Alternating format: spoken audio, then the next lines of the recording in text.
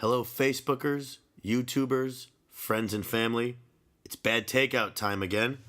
I'm Jeremy Tamenberg. With me, Kevin Crowley. Hi, Jeremy. Hi, Kevin. How's it going? It's going. Work, whatnot. That's Turning good. on the microphone to see what we can come up with. Yeah, it's kind of an impromptu it's what, a Tuesday night?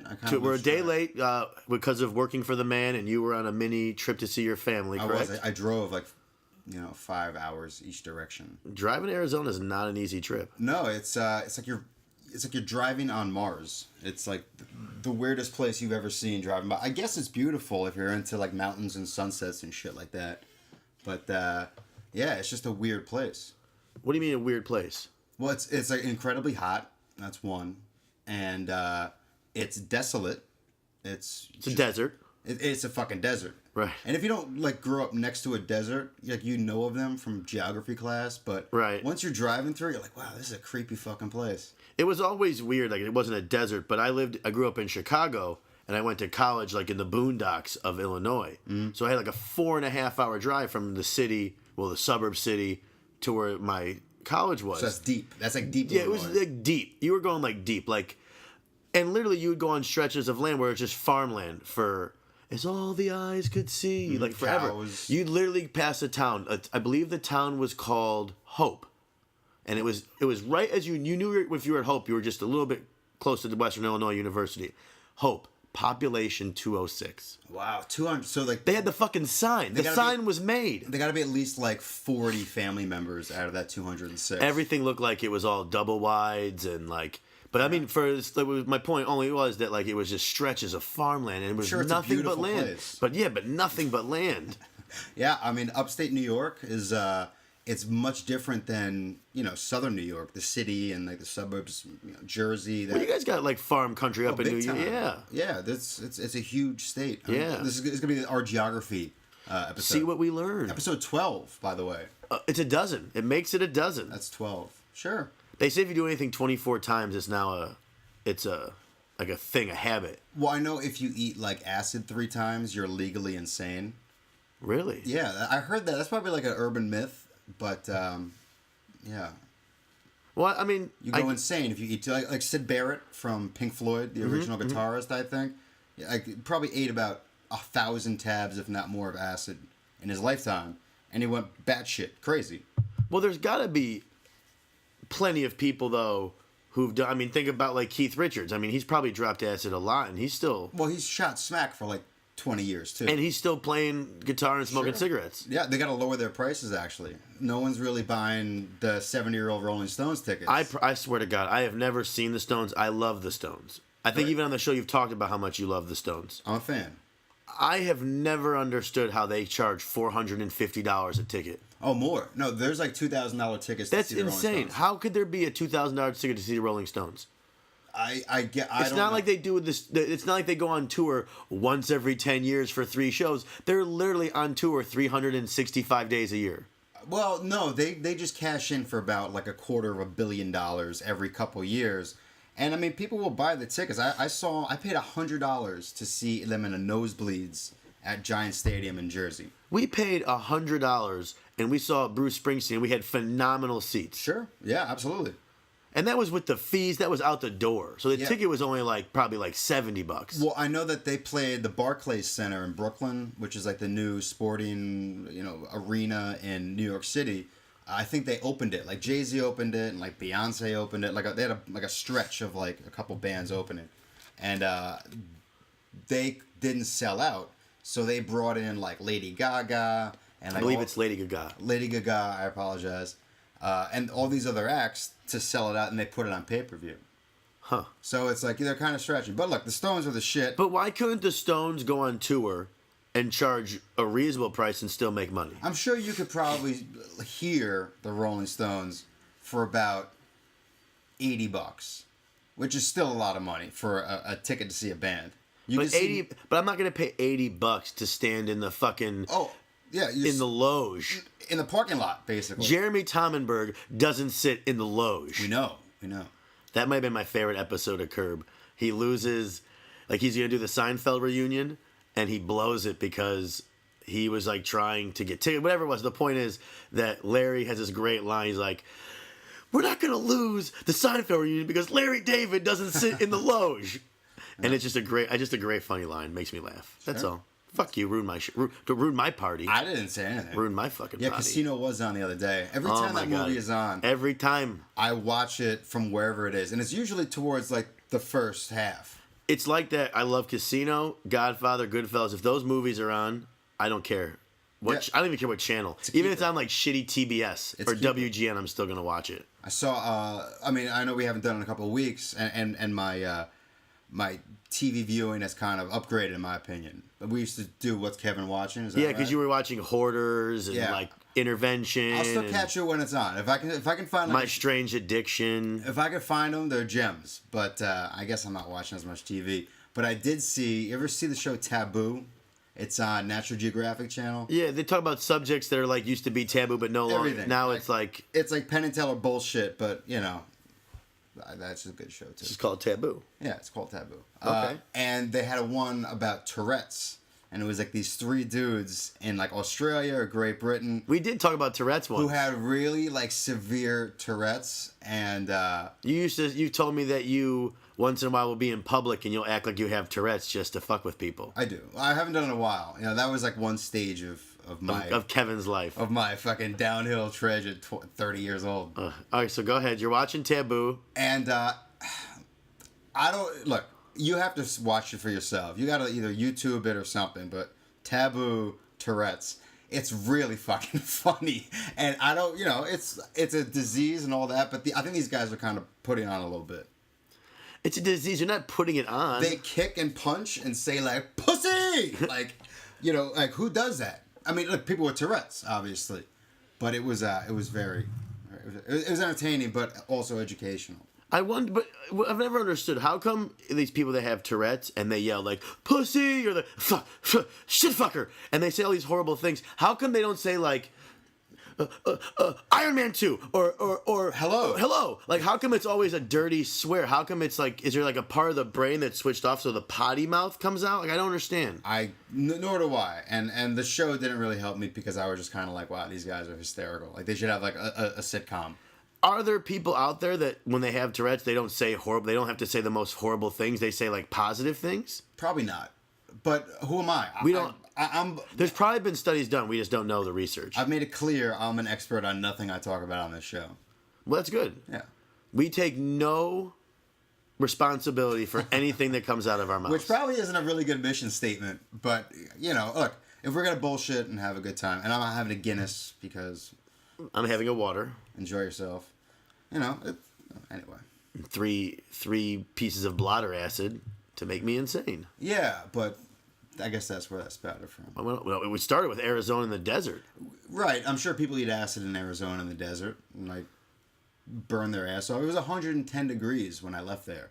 Like, that's not a natural... It was really hot yesterday. It was like 100 degrees here yesterday. It was horrible. I saw that because when I got home, it was hot as shit. And I was like, really? I came home last night at 8:15, and the thermometer in the house was 89 degrees. Wow. It's in the house. Mid-May. Whew.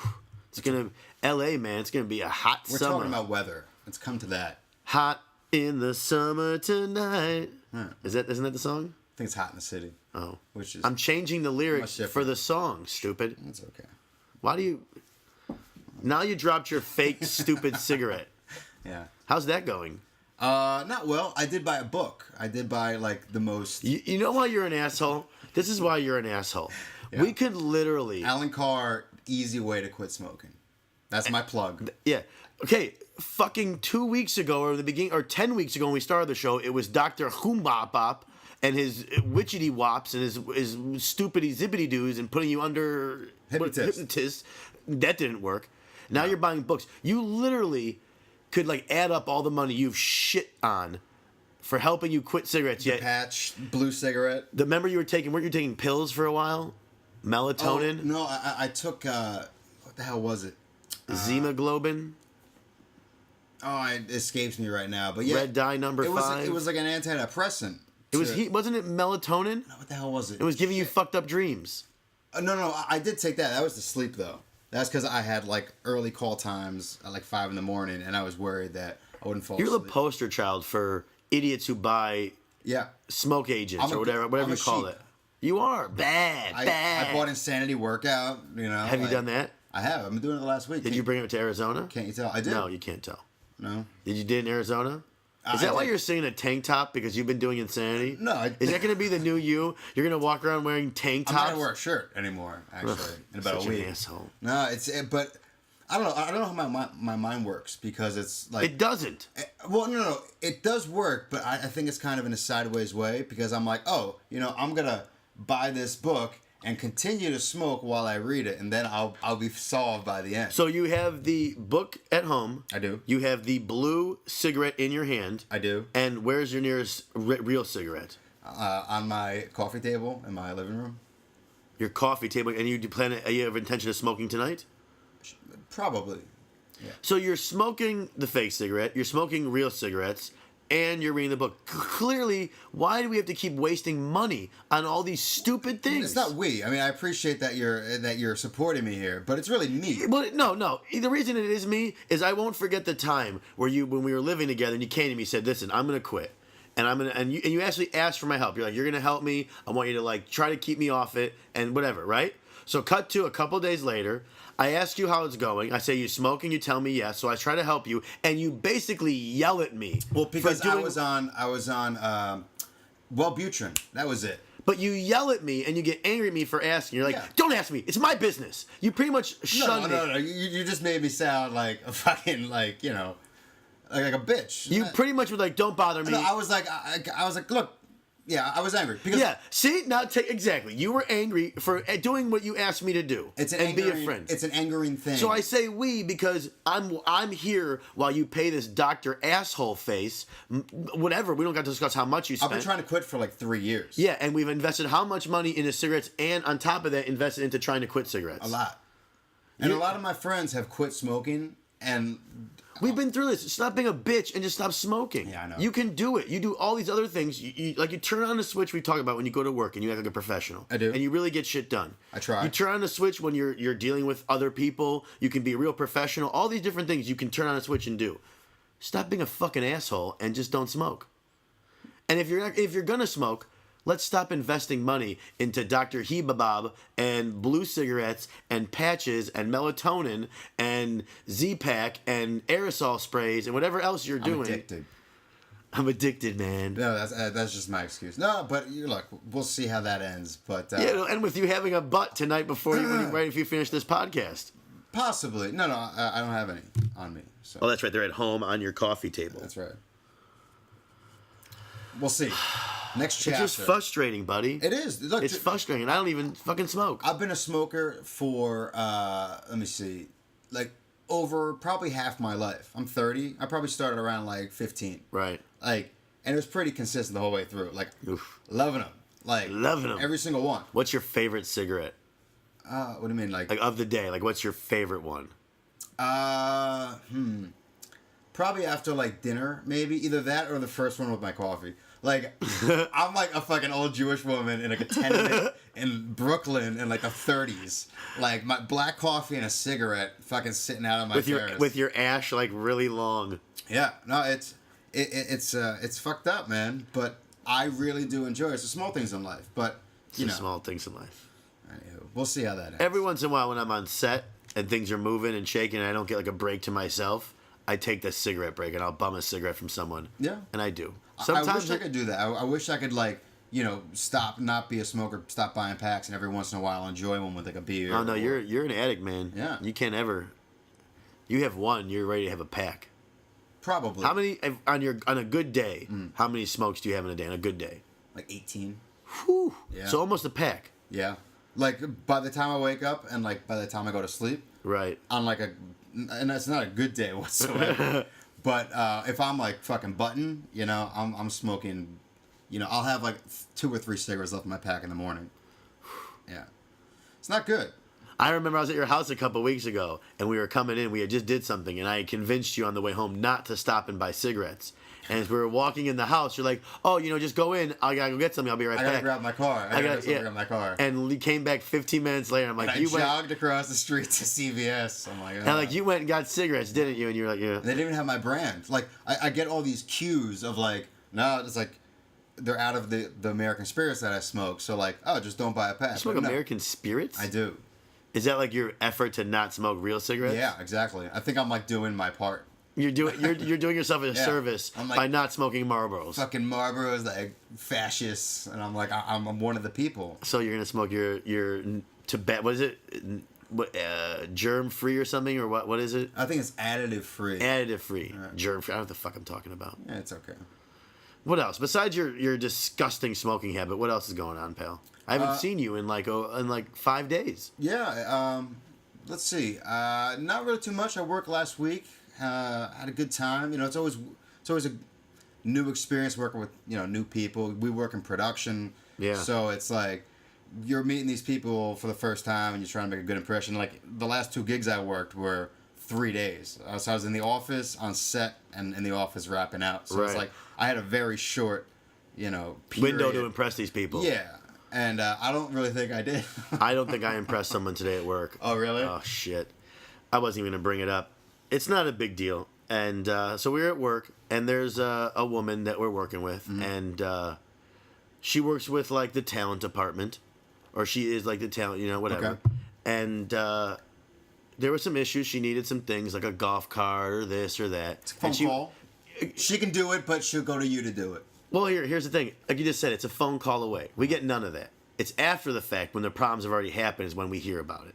So I went in to let her know that I can help solve these problems. That anything she needs, I was really polite. I was like, hey, I heard you had this problem. I'm here to help you. Let's figure this out. And she starts snapping and barking and Ooh. snapping and getting lippy. And I'm trying to calm her down. I'm trying to say, all right, let's figure this out.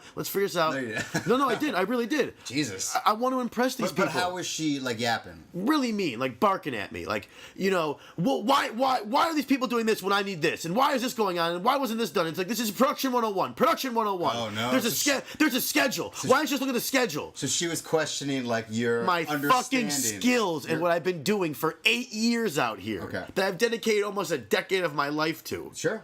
That I take pride in my Yeah, work. it's not- So look- I'm trying to bark her down. I'm trying to calm her down, and finally, I've had enough, and I say, you don't have to talk to me like this. I go, I'm only in this room to try to help you. Like, you don't need to talk to me like this. You could be nice to me. I go, I'm trying to be nice to you. And like, it just doesn't, we're not going to get anywhere with you being mean to me. And she's like, I'm not being mean. I'm not. And she's stuttering and angry, and I see her face twitching, and she's going off. And I'm like, let's just calm down. Let's just talk this out. I don't want to talk to you. I'll talk to this other person. Wow. I'm like, well, the other person is who asked me to come in here and talk to you. And she just doesn't want to talk to me. And I just let her know that it's fine. It's like, I'm the guy who does my job. You must be the other guy. Yeah. And I'm trying to explain. All you got to do is It's that call me. entitlement, man. In Hollywood, dude, I've never really experienced. I guess all over the country, we got people, I guess, our 50 or so listeners live all over the country, I would think. But out here in this business, These people. you see People like, get titles for jobs they don't deserve and they shouldn't get. And these people get to a position where all they do is sit on their ivory tower, pointing fingers. And when they don't get what they want, it's the end of the world. Let's all scream and yell. And we haven't even touched the surface of this business, man. Like, we don't know what goes on behind closed doors. Like, There's so much we don't know. I sometimes think like I might not have like the build to fucking like deal with these people. There's plenty of people like, that are really nice in this business, and plenty that aren't. And I've worked with all of them. Yeah. You definitely get better results with the people that are kind and the people that just understand how production works. Yeah. There's people all over in any job who don't understand the process or don't understand the system that's in place to get things done. They just think that if they go like this, it happens, and you get like that. Or if they just think by osmosis, they just assume everyone's just going to do everything I need for me, instead of just communicating. But anyway, this woman decided to just snap at me, and I politely let her know as she's getting loud in front of an office that I'm not going to take it. Oh, so she's like, this isn't like behind a closed door? The door's open, and there's people that can hear what's going on. And she's like actually raising her voice and like... There was not necessarily yelling and screaming. She's just barking at me, and she's getting excited, telling me about my job and what I should know how to do and where I should read what to do. And I merely let her know that if you just talk to me and you just come to me and let me know what you need, I'll make it do what it do. Like, my job in production for people that don't understand production, I'm a production coordinator. Yeah. And my only job from the minute I get there to the minute I leave is to make shit happen for everybody else. Nothing is for me. None of it is stuff that I need. You got a list of things to do for the next day, and then the next hour you get in, you got the 50 same more size things. list. And it's for 50 million other people. And this one person just without talking to me just assumed I should know everything I need to do for this person without ever communicating to me. It's a lot of balls to juggle, And man. all I asked her was to communicate with me. Yeah. And that was too much to ask. I don't know how to do my job because I'm expecting someone to come and talk to me about what they need. So you think she went to someone down the hall and was like, I don't like this Jeremy. Yeah. Oh, I know exactly. A little too Jewy for my taste. Yeah, I know exactly what she did, and she badmouthed me and other people, Really? and that's fine. But that's She's kind of a big deal. Like, does she have? No. Does she have like a shit tower to sit on top? No, of? she shouldn't be. Wow. She should not be on anyone's tower. She should just be nice because there's people who are way above her who are on top of their ivory tower who treat me as if I'm like their friend. You're Simba. I'm somebody. I hate people that talk to people like they're what the fucks. Like you said, I'm the guy that does my job. You must be the other guy. There's people who just talk to everyone like they're scumbags, and it's not how things get done. I don't have that in me, and I see that, and I know there's thousands of millionaires in this city doing what they love doing, which is like producing or doing music or like just being creative in like the entertainment industry, and they get by and they have a very good rewarding No, there's career plenty of and a people that life. shit on people and they get ahead and they get farther, and that's fine. That's how they do. But you know what? At the end of the day, I'm not going to be like that in my life. I'm not going to go. That's what I'm saying. Like, do you have what's in you to like be a scumbag? No, I don't. I'm pretty much nice to people and try to do right by people. If I have to get Brody, I'll get Brody. I've worked with a lot of really, really nice hacks, though. Like people who are working on like the shittiest jobs, but they're like the nicest people in the world. They're all cheery, but it's like, oh, you're. But no one's getting paid. Everyone's like working for like $5. Exactly. There's nothing going on. It's like the worst possible shit. And they live in like the Oakwood apartments where Corey Haim hung himself. And they're just trying to get their dream off the ground, but they're having such a good time doing it. Yeah, there's those people. Yeah, well, and good for them. Sure, and look. I only got my life to live. You only got your life to live, and like to do what, and everyone around you who you love, like they're all part of that also. But really, it's like, what did Conan say when his final thing he said before he left the Late Late Show? To the kids starting out, he's like, be nice, work hard, and you'll have an incredible career. And like that's like my fucking motto out here. But I am kind of a hack. That's fine. We might be hacks, but we're still learning. We're still doing things. Exactly. Here we are in front of a microphone. I just wouldn't talk to people like they're below me. Like even people who are below me on the chain or food chain, however you want, the command chain, whatever the fuck you want to call it. People that I hire that work for me, I still wouldn't talk to them like they're stupid or like they're scumbags. Right. Like I wouldn't get mad at them for no reason. I would try to help and try to be the guy they can come to. Like that's what I don't get about this person who got mad at me. Like, my only job is to help you. I'm there to help you. I'm in this room standing here so I can help you solve your problem. I don't give a fuck what you need. Like, I don't give a fuck whatever you need for the day. It's so minuscule. It's so meaningless to me. Yeah. It's the bottom of the list for me of the millions of things I'm doing. So I'm only in here to help. But to them, it's written down and they're waiting for a fucking check mark. Yeah, Jesus. When it's so easy to do, like get off fucking Twitter, get off Facebook, and make a phone call. Like, see what you got. And this is the same person who 3 days in a row, when we're all at the office running around ragged, told me she's just twiddling her fingers, and I didn't throw this in her face, but told me for 3 days she's just twiddling her fingers, doing nothing, waiting for stuff to happen. So she literally gets paid for 3 days out of the week to do nothing. She admitted to me she's doing nothing. It's a good gig. But yet, but over those 3 days, they get to that place in the career that we all kind of want, or at least want. I don't want to be her. Well, okay, but in terms of where she is in the grand scheme of things, which is probably not very high from the top. I think she's 3-4 people above me in the staff list. Well, I mean, but shouldn't she like have some kind of fucking pride in what she does to make sure that things go through? And make a phone call themselves and line it up with a number and a name. Exactly. But yeah, it's just like, no, we'll give it. That's production 101. Yeah, exactly. And she's trying to tell me I don't know my job. Yeah, we'll give it up to the chumps, or like these kids are eager. Like, I'm fucking way past that. Like, I got a bad tit job and and a divorced husband. I'm Vanilla Ice. If you got a problem, yo, I'll solve it. Yeah, Just check out my hook while my DJ revolves it. I got this. But she didn't see it like that. And now we'll probably go the next month and she'll never talk to me again. So now one less problem I have to deal with. All right, good. Fuck them. Fuck them. That's what I say. I want you to bring me to a place where I can understand these people's like mentality.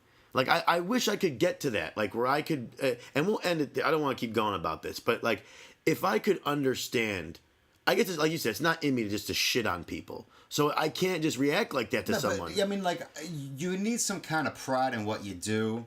And I guess if you lose that along the way with all your own insecurities and all the bullshit that happens, see, that's what it's probably insecure. She's probably insecure about her job. It's like, look, it's like, this is my job. Like, I want to be doing this, but I'm doing that. Like, who knows? I can't speak for him. I mean, I think we're both pretty fucking eager, you know. And there's like a million people in our same position who just want that opportunity to move up and do all that.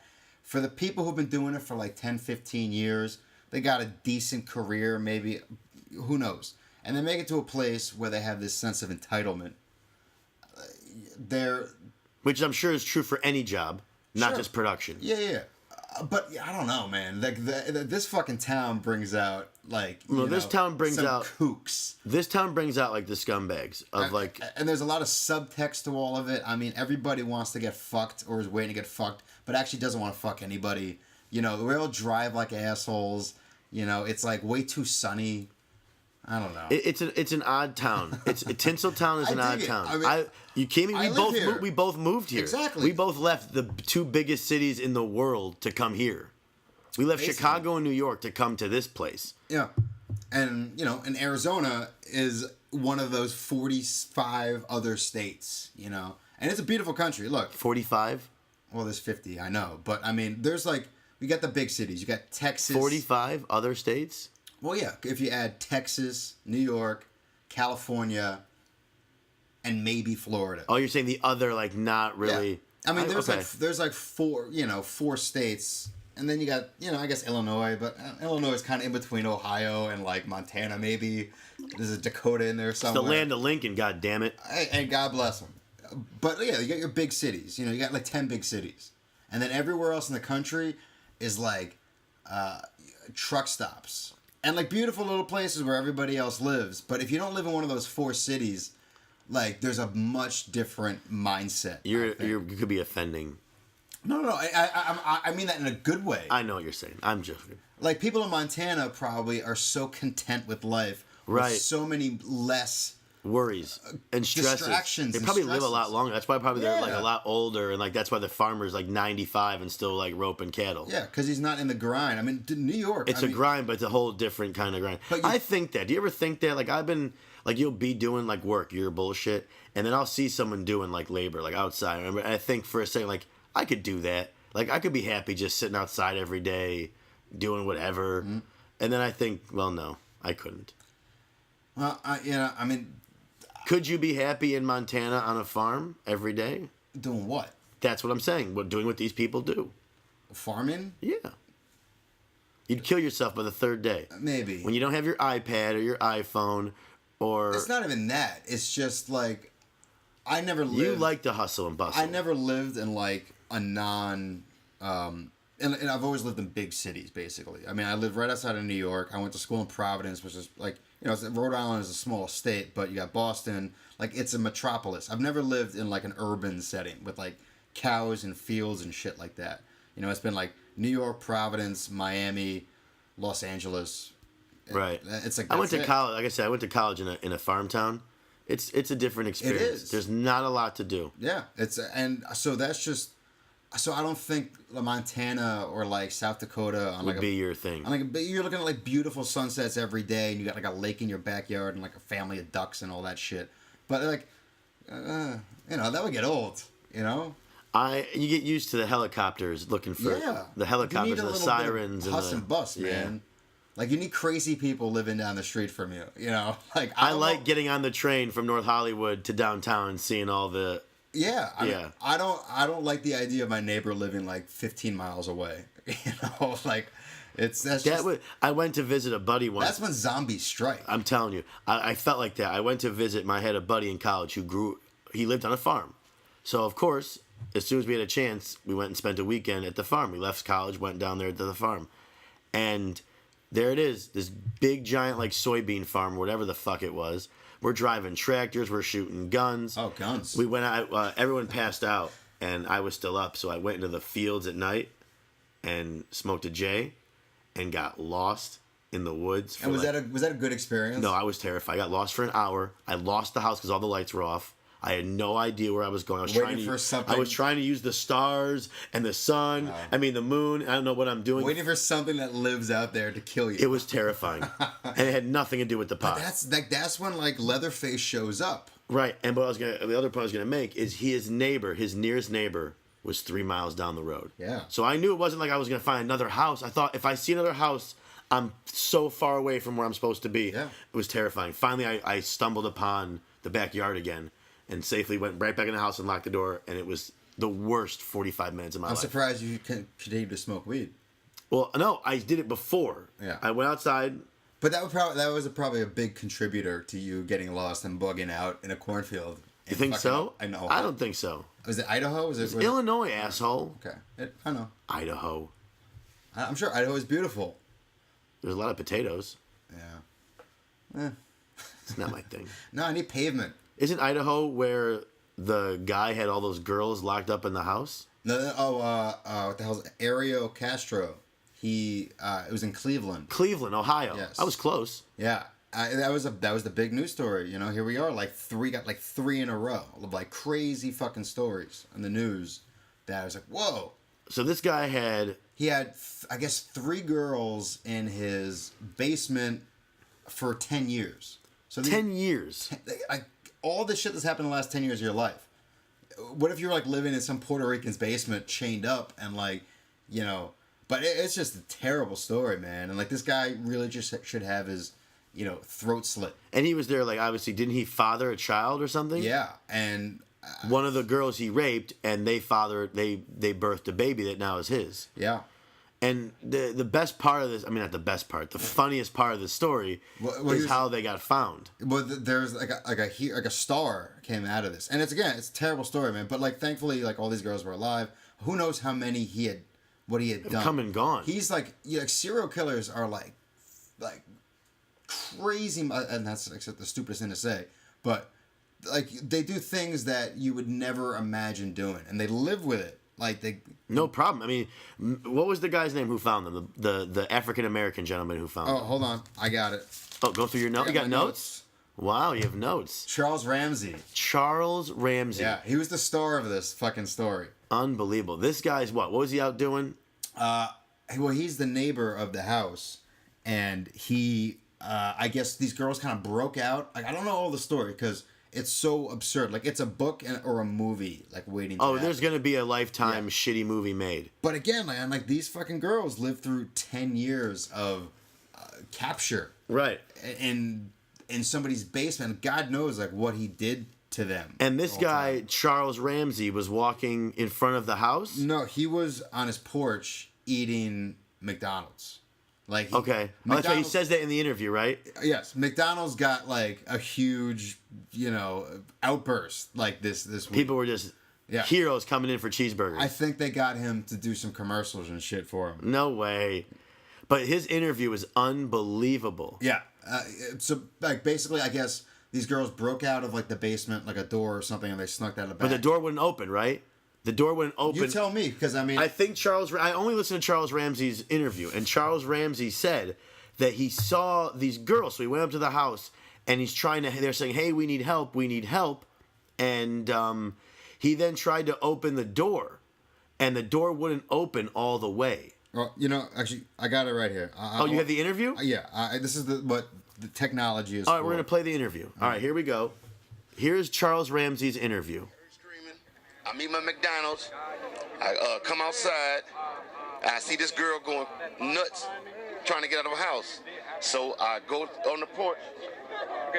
I go on the porch, and she says, "Help me get out. I've been in here a long time." So I figured it's a domestic violence dispute. So I open the door, and we can't get in that way because how the door is, it's so much that a body can't fit through, only your hand. So we kick the bottom, and she comes out with the little girl, and she says, call 911. My name was Amanda Berry. Now, did you know who that was when she said that? When she told me, it didn't register until I got the call in 911, and I'm like, I'm calling the 911 for Amanda Berry. I thought this girl was dead. You know what I mean? And she got on the phone, and she said, yes, this is me. And the detective, Cook, right here. This Detective guy's Gregory awesome. Cook says, Charles, do you know who you rescued? I said, You see him bug out? When did you Yeah, he see- bugs when out 'cause did he you sees see the- Gina? No, here's a siren. about 5. We're good. All right, where we get to the good Yeah. stuff. About 5 Can you minutes. fast But there's- forward? Can you fast forward to a good part? Yeah, let's see here. So, The girl so he saved. I knew something was wrong when a little pretty white girl ran into a black man's arms. Something is wrong here. Dead giveaway. Dead giveaway. Charles, thank you very much. Dead giveaway. Oh my God, that guy is great. Yeah, I mean, he looks like the barber from Coming to America. Exactly. I was gonna say he looks like Eddie Murphy from Eddie Coming to Murphy. America. Yeah, but he's like the star of this thing. Well, they changed some of it later on. They cut some of the interview out. They didn't air the whole part about the white girl. If an adorable white girl runs into a black man's hand, there must be something wrong. Right. Something wrong. And you know that you're a hit on the internet when you get like an auto-tune song to you. Oh yeah. If And- someone makes an auto tune of your interview, you know you're gonna be a Yeah. success. But I think it's got like 5 million views. What was the other one? Antoine Johnson. Oh, the climbing in your windows. You're climbing in your windows. We're snatching all your kids. Hide your wife. Hide your kids. Yeah, it's- Everybody's getting raped up in here. Like, I think...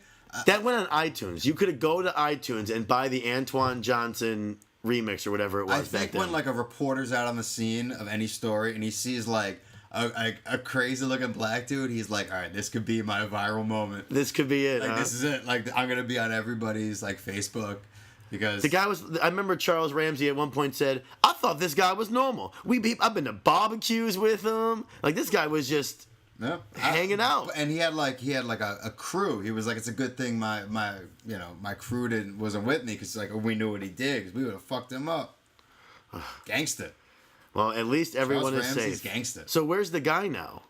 The rapist. He's in jail. They got him. Yeah. Oh yeah. They arrested him like that day, and but it's crazy. I mean, these girls were gone for like 10 years, and I think Amanda Berry is like one of them, like the main. I hate to say the main girls because there's 3, and they all were abducted.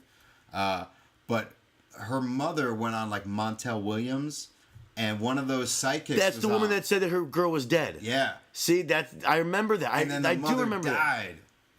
Oh like a no, couple Amanda years Berry's ago. mom is dead. Yeah, she died a couple years ago. Thinking her daughter was dead And because she some believed psychic. the psychic, and she was like, "Oh no!" Like she. I read that she took took all like the pictures down and stuff like that. She's like, she accepted the fact that she died, and in fact, she's fucking probably like 30 miles away in this dude's basement, getting fed McDonald's, They probably weren't getting McDonald's. not getting any of the ribs from the cookout. Ugh. Poor bastards. Yeah. Well, not poor bastards. I mean, like, look, it's terrible. But that's, like, and that doesn't happen, in Montana. like, Well, I mean, it happens. We just don't hear about it. right. I mean, Ed Gein, who was, like, one of the first serial killers in America, he was, like, what, like, Norman Bates was based on, and Buffalo Bill from Silence of the Lambs. And, yeah, he didn't know. He was, like, the first main serial killer. He had, like, Ted Bundy, John Wayne Gacy, who was the other one? Son of Sam. Dogs talk to him. I can't. Nothing's coming to Zodiac Killer, right? Yeah, they never caught him. They never caught the Zodiac Killer. No. Well, they think I don't know what happened to him. Yeah, but it takes. I mean, like it takes Dexter. It there you go, Showtime. But it takes that like fucked up twist in your brain to do things like that. Like Joffrey on Game of Thrones. Oh yeah. He's a sick fuck. Are you all caught up? You watched the other night? Oh, yeah. All right. So how good was that scene? If anybody is listening and hasn't, We're going to have a Game of watched- Thrones. Yeah. No. Fuck that. Spoiler It's now alert. Tuesday. I'm not saying spoiler alert. You're right. It's on Sunday. So if you haven't been able to watch it now, here's the Game of Thrones moment. Yeah, exactly. Go ahead. What's your view? My favorite scene, and it was really awkward because I was visiting my brother, and my mother was in town for Mother's Day. Happy Mother's Day. Happy Mother's Day. Happy belated Mother's Day. Did you do something nice for your Mother's Day before we get to the Game of Thrones? I bought her some expensive shit. So yes. Nice. I sent my mom flowers. That's nice. No. All right, get back to Game of Thrones. Yeah. Get off the shit. But I was like, oh, Mom, you might really like this show. Like, you like Downton Abbey. Oh my God, you're so stupid. You like English accents. And So you sat down and watched an episode of Game of Thrones with your mother. No. She actually opted for Golden Girls. Oh, thank God. She was like, nah, Well, she is a golden girl. She is. She could have easily been one of the golden girls. I've met your mother. It's a funny fucking show. And she's like... Your mother easily could have been hanging out with B. Arthur and Estelle Getty. Oh, for sure. At this point, absolutely. Go ahead. Game of Thrones. Best part. But I'm glad she wasn't there because my favorite scene of this week was Theon Greyjoy, who is the guy who's being held captive. I know his name very well because I'm a herb. I'm with you. But when the two girls go in there and start to disrobe and they're completely naked and they're grinding him and they start to touch his penis. everything, and then And he doesn't want to do it because he knows he's going to be tortured. But it was the hottest fucking scene I've ever seen in my life on television, and I'm like, oh my God, this isn't gonna end well. And then the dudes bust in. Do we know who it is that has Greyjoy? Have they said who they are yet? We just know it's somebody who's messing with them. See, what I think is, you remember when, end of last season, when he had taken Winterfell, the Stark's house? Right. And he's sorry, I keep knocking shit. But there's a horn blowing in the background. And he's like, I'm going to kill that fucking horn blower. And the guy's hitting a horn, torturing him. So I think it might be that person. But I don't know. Okay. It's the craziest show I've ever watched in my life. Okay. It's a really good program. But that scene was ridiculous. I was like, oh my God. And the guys rush in and basically probably cut his dick off. I was blown away the other week when the other episode ended when we're in Joffrey's bedroom and he put 5 arrows down the woman from her head to her vagina. He's fucked up, Chrissy. Dude, and he's only in the show he's only 12 or something. He's young. He's young. He's a young kid. But he's a piece of shit. He's probably the most hated character in the history of television. Yeah, Joffrey's a piece of shit. Yeah, he cutting off you know how many people were shocked when they cut off Ned Stark's head at the end of the first season, right? Because he was the main guy in the show. Yeah, but anyone that read the book already knew that it wasn't a big deal. It's all the smart people are laughing at the dummies, right? Ha. But there's reactions on YouTube of people watching that scene and they're like, no, fuck that, fuck this show, I can't watch it because they killed the main guy. He wasn't a main guy. I guess not. There's a lot of main guys in the show. There's so many things going on in Game of Thrones. Yeah. It's hard to keep up with. Yeah. But it's also one of those shows that's on 15 times. So you have enough time over the week to catch it. So every time it's on, I'll kind of pop it on and watch a little bit of it just to stay. Because that's, what else do we got going? We got Mad Men, Game of Thrones, Hell's Kitchen. Hell's Kitchen's a good program. Hell's Kitchen is better than all of them. Oh, God, it's the worst show probably on television. But so good. And I know people who work on it. Really nice people. Oh, it's horrible. But it's God so damn, is it fucking bad. It's so good though. I can't stop watching it. And I hate to I hate to regress or to really enjoy that kind of stuff, which I hate. Because I know what goes into it working in production. But you just eat that shit up and your brain just turns off. It just shits down the back of its leg. You're like, Ugh. I love it though. Shut up! It's raw! It's raw! And he just throws fish at people's face. The soup is dry! So good. Yeah, and I guess, and I watched the Knicks game today. It's the playoffs. Yeah, the Bulls. You're a Bulls fan. You're getting their asses kicked. So are the Knicks, man. It sucks. Well, the Bulls weren't going to beat Miami. You never know. But if you're a dedicated sports fan, to some respect, if your team is getting their shit pushed in the playoffs, you're just angry. I was at the gym today and I was on a treadmill watching the Knicks game, and I'm just like, are you fucking kidding me? And I'm hitting the screen. And I'm like, all right, I really looking like an idiot in front of people. But I was in my own world. I had headphones on. I was just watching the game. But they just played so badly, and it sucks when you're a team that you're that started the season in October, Right. now are in May, and they're losing. It's painful. Yankees, Jets. Sox are not doing so bad. White Sox are doing pretty good. I might go to the White Sox game It's too on early. Saturday. I mean, like, right. it's too early in the season to really care But about the baseball. Bulls are not doing very good. But the Bulls weren't going to do very good against Miami. We have so many injuries and so many people not playing that Right. I really didn't think we had a chance. Well, it still hurts. It always hurts, but I'm not as big of a nut about sports as you are. But I think it's a good time to end. We had an extremely long show last time. We had an hour show. Oh yeah, we had Froy in. Our gay contingent Yes. came in and taught us about that you're a twink and I'm a bear cub. That's still hysterical. It's still funny. All right, last point of the Okay. night, if I can. You and I, we had watched a movie. Speaking of Froy, I know where you're. Speaking of our gay contingent, Froy. We decided to watch a movie here. Yeah. In your fine establishment. Steven Soderbergh made a movie for HBO called Behind the Candelabra, starring Michael Douglas and Matt Damon. But Michael Douglas is playing Liberace. Yes. And Matt Damon's playing his lover. What was his lover's name? Scott something. Scott. Yeah. Scott something. Scott Todd. I don't know. But go ahead with your point. Okay. Because I know what you're. I have a feeling I know where you're going with this. I got a feeling it's gonna like sweep, the fucking Emmys next year and all those things. Because it's not. We got to watch it because we have the screener. Yeah. It's not even aired yet. No, yeah. I think it's in like the end of May. At end of May coming. Behind the Candelabra. And my review of this movie was, I think it was really good, but those guys are some pretty fucking good actors. Because they went all the way. Yeah, they were like it Popping. was. They were taking poppers. Yeah. And making out. He leans over and grabs out of like a treasure chest, grabs something that looked like a little tiny Vienna sausage, snapped it. I think it's a popper that Froy was talking about. Right. last Pop week. and play. Yes, pop and play. I believe- Wow, you had a good memory. Either that or you've done that in the last week. Ugh, I've been watching it on Cruise the Candelabra. scene.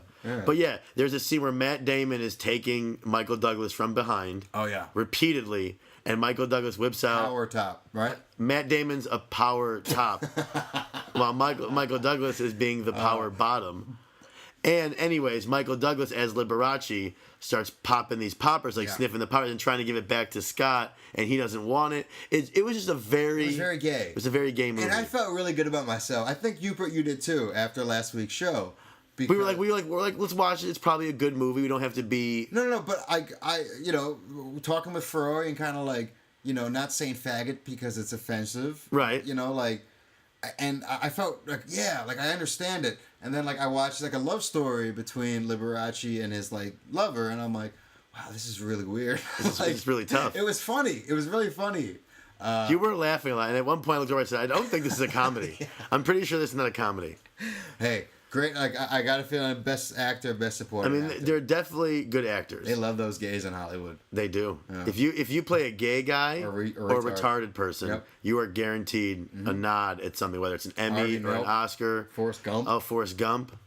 My name is Earl. No, Ted. Didn't Sean Penn get a nomination for playing in the Beatles one where he played like a I Am Sam. yeah? That was Daniel Day-Lewis, My Left Foot. yeah. Right. Cripples, retarded people, and gay.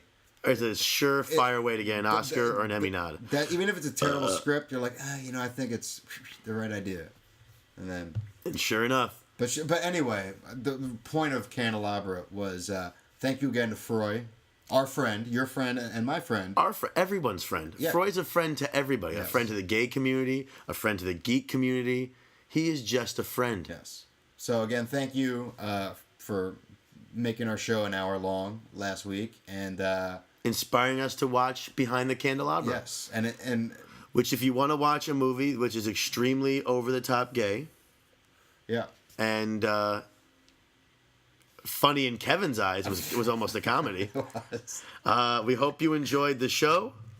Thanks for listening to Bad Takeout. Go to www.badtakeout.com. Check us out on Facebook. And we'll leave you with that, guys. Good night, Kevin. Good night.